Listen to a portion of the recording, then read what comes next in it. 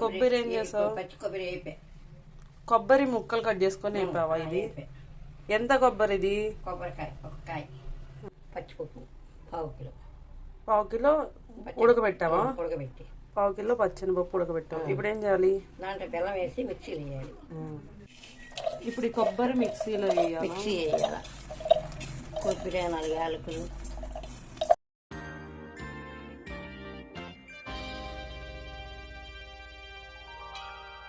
మంచి వాసన వస్తుంది. పచ్చనపప్పు ఉడకబెట్టి మిక్సీ వేసుకోవాలా? బెల్లం మన తీకుని బట్టి తీకుని బట్టి వేసుకోవాలి. 150 గ్రాములు. పావు కిలో పచ్చనిపప్పుకి 150 గ్రాముల బెల్లం. చాలకపోతే ఇంకొక 50 గ్రాములు కలుపుకోవాలి. ఇప్పుడు మిక్సీ వేయాలా? నీళ్ళు పోయక్కర్లేదా?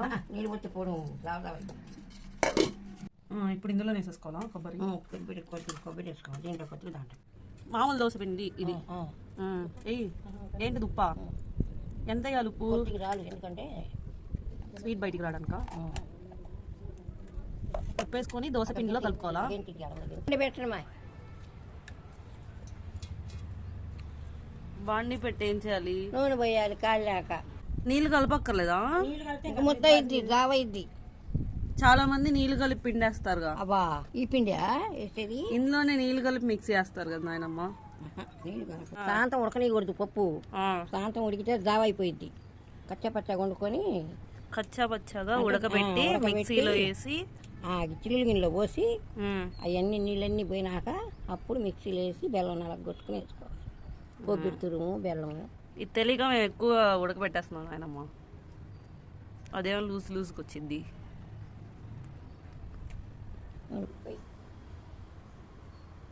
ఎంత నూనె పట్టింది నాయనమ్మ? 1/2 కిలో పట్టింది నాయనమ్మ.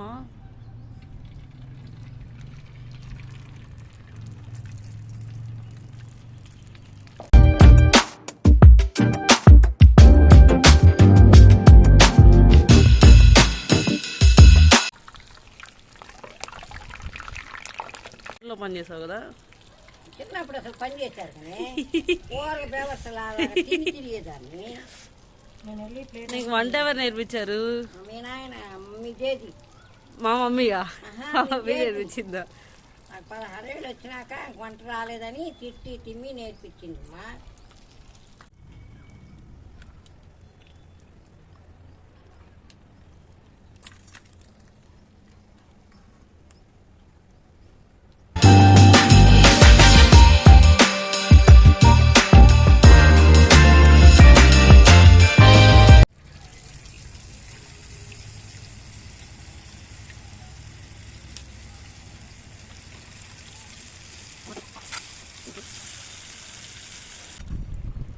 నేను ఈరోజు ప్రయోగం చేశానమ్మా. ఏం చేసావు? పోకుండా ఉండాలంటే ఏం చేయాలి? పగలకుండా ఉండాలంటే మైదా వేసుకోవాలి. ఇప్పుడు నువ్వు వేయలేదుగా, అయినా పగలట్లేదుగా. కరెక్ట్గా ఉంది కదా, మినప్పిండి అని బియ్యం పిండి కరెక్ట్గా ఉంటే మైదా వేసే పని లేదు. మినప్పిండి తక్కువ, బియ్యం పిండి ఎక్కువైతే మైదా వేసుకోవాలి. ఒకవేళ కుదరదు అనుకుంటే మైదా పిండి కలుపుకోవాలి. నారు తాగుతూ ఉంటాయి, ఏడప్పుడు అట్టుంటే తర్వాత నారు తాగుతాయి తింటే. దోశ పిండి మిగిలినప్పుడు ఏమేం చేయొచ్చు? దోశ పిండి మిగిలినప్పుడు ఏం చేసుకోవచ్చు? పునుగులు వేసుకోవచ్చు. గట్టిగా వేసి ఉల్లిపాయ పచ్చిమిరకాయలు వేసి దిబ్బట్లు వేసుకోవచ్చు. దిబ్బరొట్టలాగా వేసుకోవచ్చు. ఏది నచ్చితే చేసుకుంటాం. గుంత పునుగులు అంటే పులి బొంగరాలా? పులి బొంగరాలకి ఉండగా ఏంటో పెడతావు నువ్వు.